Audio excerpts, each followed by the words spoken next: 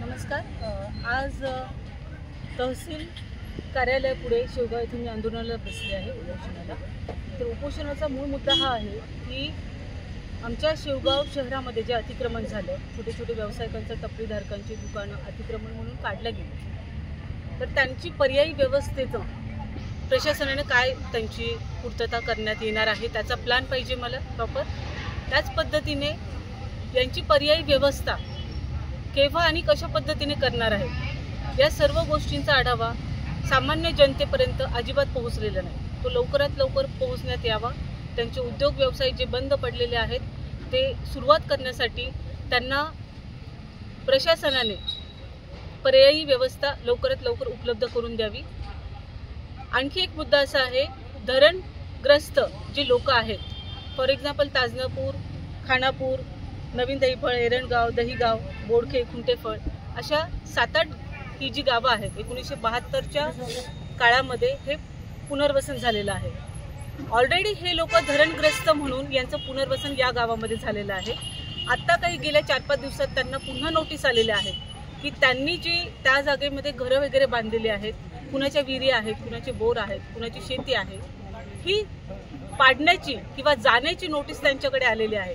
मला प्रशासनाला हा प्रश्न विचारायचा आहे की ऑलरेडी त्यांची जे पहिलं त्यांचं धरणग्रस्तामध्ये पुनर्वसन झालेलं आहे त्याचं कॉम्पेन्सेशन ऑलरेडी त्यांना भेटलेलं नाही। आत्ताही औरंगाबाद हायकोर्टमध्ये त्यांचा तो दावा चालू आहे। त्याच्याबरोबर ते कशी तरी पुनर्वसन या गावांमध्ये त्यांचं झालेलं होतं। आत्ता त्यांनी जी पक्की घरं बांधलेली आहेत तर त्याच्यामध्ये ग्रामपंचायतीने किंवा प्रशासनाने त्याच वेळेस त्यांना पूर्ण डायग्राम द्यायला पाहिजे होता, लेआउट द्यायला पाहिजे होता। आता ही घरं बांधलेली आहेत, ही पाडण्याच्या नोटिसा देण्यात येत आहेत। म्हणजे ह्या लोकांनी किती वेळा आता पुनर्वसित व्हायचं आहे, यांची फॅमिली, यांची कुटुंब कशा पद्धतीने आर्थिक विवंचनेमध्ये चाललेले आहे त्यांचा विचार 100% प्रशासनाने केला पाहिजे। आणि सर्व जनतेला याविषयी थोडीशी पर्यायी व्यवस्थेचा अगोदर प्लॅन द्यायला पाहिजे होता, अगोदर अवेअरनेस थोडेसे आम्हाला कल्पना द्यायला पाहिजे होती। कारण या परिस्थितीमध्ये माणूस घाबरलेला आहे।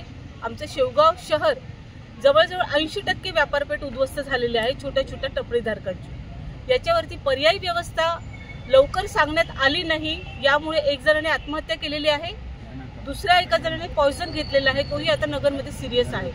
आणि या घटना जर अशा वाढत गेल्या तर याला जबाबदार कोण? तर या सगळ्या गोष्टींकडे जे अतिक्रमण निघले त्याला लोकप्रतिनिधींनी कुठेही भेट दिली नाही, पालकमंत्र्यांनी भेट दिली नाही। सगळ्यात खेदाची गोष्ट ही आहे की ज्या तालुक्याचे, ज्या जिल्ह्याचे पालक म्हणून जे व्यक्ती आपण नेमलेले आहेत, जे नेते मंडळी आहेत, यांनी एक व्यक्ती म्हणून तरी जेव्हा आमच्या छोट्या छोट्या व्यापाऱ्यांवरती त्यांचं रोजीरोटी उद्ध्वस्त होत असताना त्याच्यावरती JCB फिरवत असताना आमच्या डोळ्यात अश्रू होते। ते अश्रू ॲटलिस्ट आमची पुसायला तरी या लोकांनी यायला पाहिजे होतं। एक आमचा मतदार, एक जनता, एक आमचा छोटा भाऊ, त्याचं कुटुंब त्याच्यावरती आहे आणि ती गोष्ट उद्ध्वस्त होती, ही छोटी गोष्ट नाहीये।